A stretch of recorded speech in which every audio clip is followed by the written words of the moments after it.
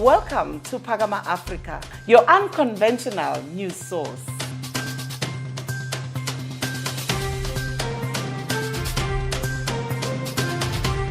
Here at Phakama Africa Media, we do things differently without conforming to what is done or believed.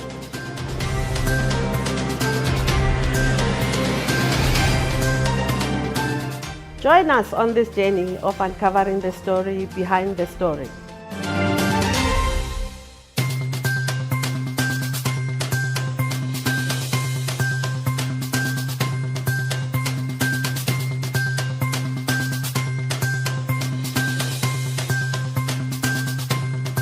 This is Phakama Africa Media, and as we look at the true state of the nation, that being South Africa, the crime scene, we're joined now by independent political analyst Tshepo Khadima and also my co-host, and that is Zanele Ntuli. Good to have you, and thanks so much for joining us.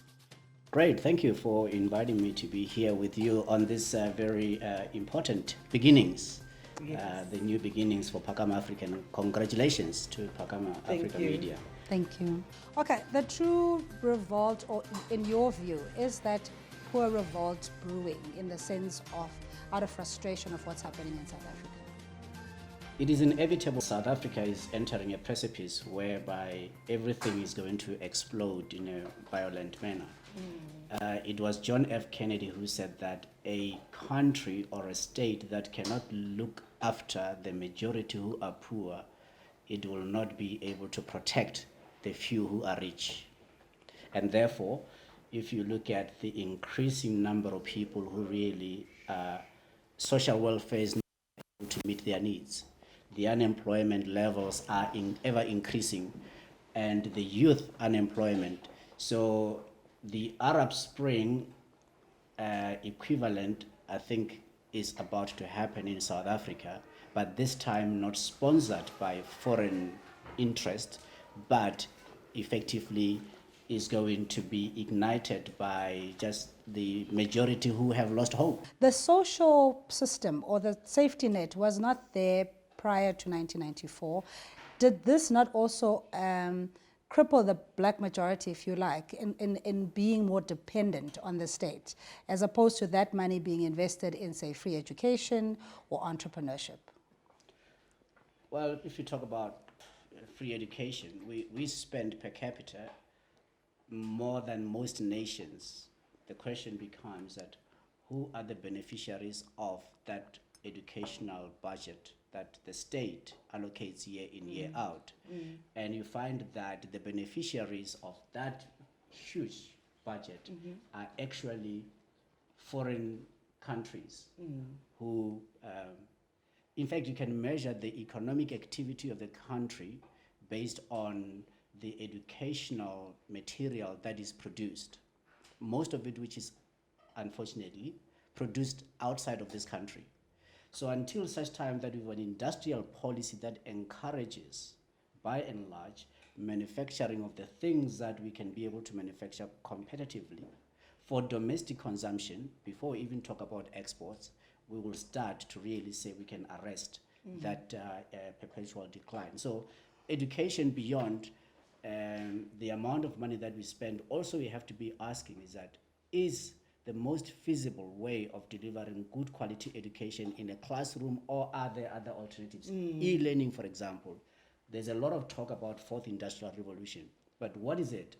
Sadly, those that are in government have not even been able to explain in elementary terms what fourth industrial revolution is, which in a simplest way you can put it is just effectively tools that enable society and people in general to do things more efficiently and with less cost. I hear what you are saying, Tshepo, but people may just say to you, South Africa is free. In 1994, they got their independence. Why are they complaining now? What is this revolution that Tshepo and them are talking about? You have to bear in mind that freedom was largely political, and I think it was none other than the Louis Farrakhan who spoke to say, you get freedom and the flag and the national anthem, but economic freedom is something that was never given to South Africa. We have a state in 1994 on the 23rd of June, when the first budget of a democratic South Africa was read in Parliament. At that time already, 31 cents of what the state earned in taxes had to go towards paying off the debt that we had. And already at the time we had a backlog. Hence we had a minister, the first minister, J. Naidu, being called Minister Without Portfolio, and being referred to as a minister in charge of the RDP, the Reconstruction and Development Program, which was actually a pre-manifesto, a plan of the African National Congress, which I think it was launched in 1993, in preparation for governing. And when you look at the Reconstruction and Development Plan, it really spoke more about the urgent need to allocate resources and to construct social infrastructure, housing, clinics, schools. But there were no resources to be able to do that. And that unfortunately meant that in your country we had increased urbanization, which was not planned for. And that brought in many other pressures, which the government has been caught, unfortunately, unawares, and has not been able to plan ahead for it. We look now, then we had maybe, 40 million people? Today we're sitting at 58 million people. Yeah, but is the genesis, and I want us to deal with issues in bite sizes, the genesis of the bulk of the problems, particularly when it comes to lack of resources, because of the apartheid debt, as you were saying, that they had already had a backlog in having to pay for that debt? Yeah, what was the problem was exacerbated not only by the debt that we had, which at the time was 300 million US dollars, 1994, and then there was the issue of the gold reserves of the country, which had been stolen in the 10 years prior to 1994. 3,000 tons of gold. And we've spoken at length about this. We have challenged even the governor of the central bank, Lesija Kganyao, that if what we were saying was a preposterous allegation, he could take a selfie at the bunker there next to his office and show us the gold that is there. And we have got records that showed what gold reserves we had in 1984. So when we say that 3,000 tons of gold were stolen, it's not an imagination, it's not something that we are contriving, but it's actually something that we are able, those of us who are analysts and economic commentators, we are able to back it up because we've got information and records that show what reserves the state had.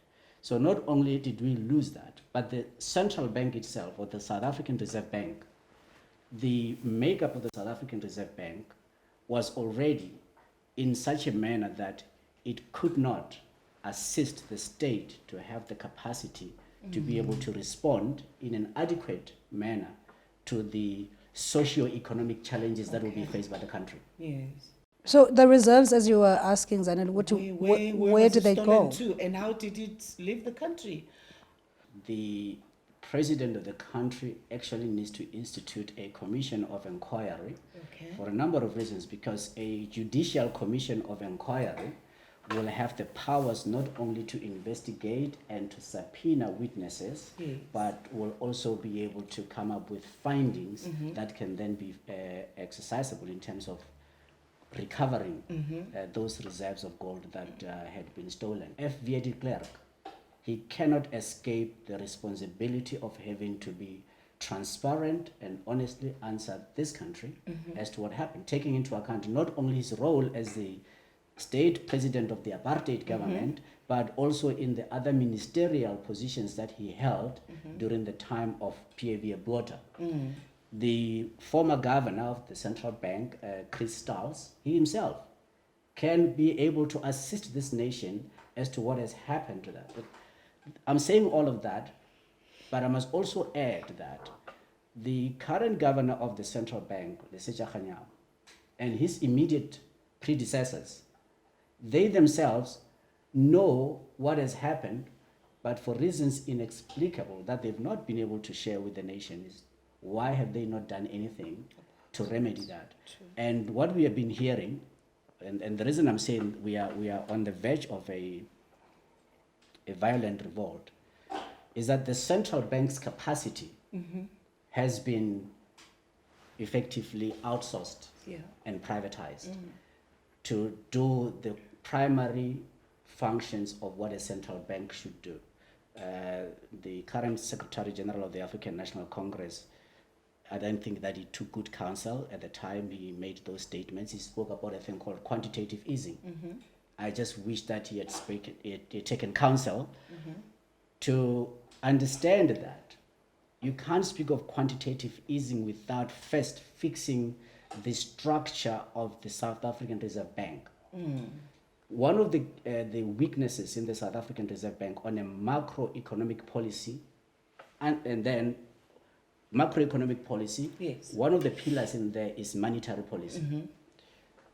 You will be shocked, and viewers will be shocked to know that the current South African Reserve Bank Act, the definition of money is founded word for word in the 1920 Currency and Banking Act. So from 1920, we have not effectively changed the definition to define in more in current terms and relevant terms what constitute money. So that definition in the South African Bank Act of what constitutes money, with its origins in the 1920 Currency and Banking Act, constitute only 6% of the total money supply in the country. There is 92% of money supply which is privatized. So when you see so much resistance to even ensuring that the Reserve Bank is not owned by private shareholders, is because you will be dealing with the 92% which is under their control of money supply. So the state and the government don't even have the capacity to be able to create money. They have outsourced that to the privateers. And the 6% that they control, that itself has been outsourced, whereby the South African banknote company has since been closed since 2013. And the printing of our banknote, we've dealt with this previously, is done by Europeans. I want us to just go back and the implications of what you're saying, that we are sitting on historical legislation or even policies, 1920 Banking Act. What does that mean in terms of economic inclusion, in terms of disposable income, primarily for the majority black? For the majority of the citizens, and sometimes we speak of, okay, you have this situation in South Africa. Politically, we have this. Let me go back this way. When the European settlers came to South Africa, they didn't come here as a united, homogeneous group of people. They came from Europe, divided themselves. And when they settled here, their divisions from Europe, they entrenched them. So you have a situation, let's speak about the key resource being land. Yes. Only 34,000 whites own land. But they then have spent so much money in the media to tell every white person in this country that they stand to lose a piece of land. When the 4 million whites themselves are no different from the Africans whose land was dispossessed, because it's only 34,000 whites who own land. But that comes as a result of that when they settled in this country, they were divided. So they excluded. For example, an Afrikaner is not Dutch exclusively. An Afrikaner is a number of people who, or some of them of French origin, Belgian, and then you've got the Anglo-Saxons. So between the Anglo-Saxons, who by and large are homogeneous, and the rest of the Afrikaners, it's only 34,000. So the rest are as dispossessed. But they have been led to believe this untruth, that they stand to lose something. Now, those very few who I would call them totalitarian fanatics, who have hoarded the resources of this country, are the ones that are sponsoring not only policies, but legislation. And where the legislation doesn't exist, they have legislated protections for themselves, which are at the expense of the majority. Okay, we're going to take a comfy break and we'll continue. To stay with us on social media, engage with us, share your thoughts as we try and fix this country one episode at a time.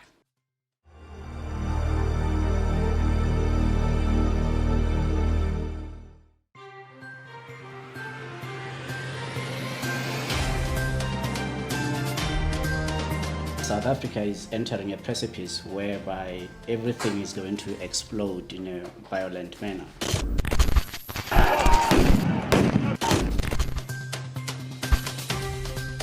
The unemployment levels are ever increasing, the youth unemployment. We will intensify our efforts and create jobs. Humans are not as needed in production as they were needed in the past. People are going to lose jobs.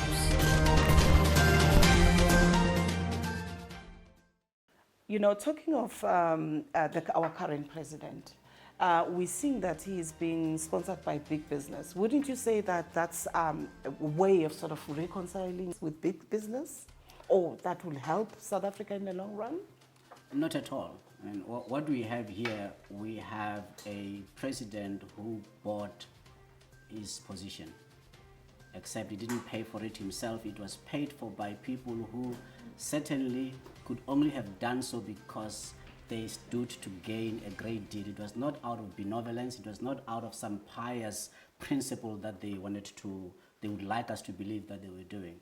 And interestingly, all of them that we now know from the leaks, the Ramaphosa leaks, all of them without fail have been rewarded in some way or another. Now that means that the president we have in the country today has committed a cardinal sin of violating the constitution of this country. And if there is no action whatsoever, if there is no consequence for that violation, the rule of law, as we would have liked to, as promised in the constitution, is a thing of history. There is no more rule of law. Therefore, it means no one in this country is safe at all. And the lack of consequences, you're saying, or impunity, what does that, what kind of an environment does it create, especially for the public psyche? Well, we now have to bear this in mind. We are on the verge of ordinary people losing confidence even in the judiciary. And once that happens, it means we're going to end up with self-help. And self-help in simple terms is anarchy. So we are entering a phase where there will be anarchy. The judges, and having none other than the Judge President of the Gauteng High Court, Judge President Dustin Mlambo's admission that he knew of cases of members of his own court, the judges or the justices who are corrupt, but having taken no action whatsoever to bring that to an end. It means, therefore, as a country, that is the end. And I think the other commentators, such as attorney Raymond Shalom, who has spoken, and they seem to be dismissive of the allegations that he is making, instead of actually demanding that the judiciary's financial affairs and any other interests be disclosed to the public so that we know what are our judges up to, who is influencing them. It means therefore we are going to enter a phase of self-help, because the ordinary people, they will have no reason whatsoever to either resort to the courts to be the final arbiter in all disputes. And once you enter that, it is not possible to actually even think that you can get the army or the police to unleash brutality in order to bring law and order. It is the end of the road. So I'm lamenting the fact that specifically the judiciary, heavy is the head that wears the crown. The judiciary in this country, they are wearing a much heavier crown. And unfortunately, their conduct, they need to have a self-introspection whereby they need to take action to really bring about an immediate end where we as the citizens can have faith in the judiciary. The last hope being the Constitutional Court as well. Do you think that sentiment also applies, that the Constitutional Court could lose its credibility if that is not the case? The role of the judiciary, and more so the Constitutional Court, is to really do three things. Is to give rulings that clarify the law in a consistent manner so that there is certainty about the future. So the Latin is stare decisis, meaning that therefore for the future we know that they can apply based on case law so that our jurisprudence is developed. Now the Constitutional Court by and large is still new, and with it being new and being the highest court, the apex court in the country, one of the things that I have often lamented is the fact that it's got a dearth of judicial experience as opposed to the Supreme Court of Appeal. The Supreme Court of Appeal collectively has got a higher judicial experience than the Constitutional Court, which is the highest. My view, and I'm not the only one who shares that view, there are other scholars of law who share it, that the Constitutional Court should have been a division of the Supreme Court of Appeal instead of it being the highest court. And it is therefore not surprising that that dearth of judicial experience has resulted in a number of rulings by that very same court where you wonder how it has happened. How is it happened that the same court can rule on two similar matters in a different way? Let's use the public protector example. Oh, yeah. The public protector example is inexplicable in the extreme. And I think that if there is no action taken at the Judicial Service Commission against those justices, it is going to be a gross injustice. It's going to be a travesty of justice in this country. In that, it can never be that you make a finding where on a ruling by the lower court, which in this case was the High Court, but that is not related. They made a finding that the public protector has lied, and I think the Black Lawyers Association amply made that point, that the High Court had not come to that finding. How did it therefore that the Constitutional Court could have made that finding in the first instance? Secondly, how do you then explain the duty of the public protector to act without fear, favor, or prejudice? And secondly, that punitive sanction for damages, apart from the explanation that has been made by Raymond Shalom, which I appreciate, it would also fall under the law of delict. So you have to actually attribute the harm that the litigants have suffered, quantifiable, and it cannot be arbitrarily that you pay 15% of the costs or 100% of the costs.